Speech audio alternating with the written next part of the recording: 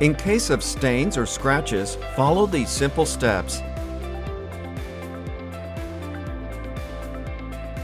First of all, wipe the affected area with a Scotch Brite type abrasive sponge, smoothing the surface.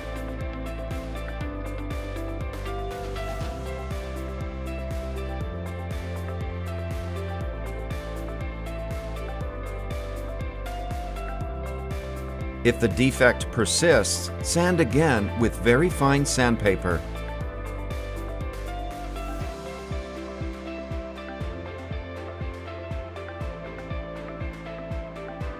Now let's see how to act in the case of burns.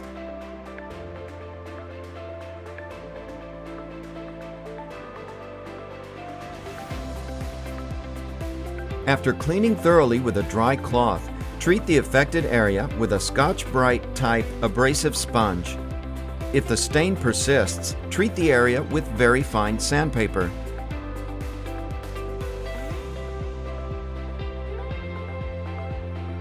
Now remove the dust with a cotton cloth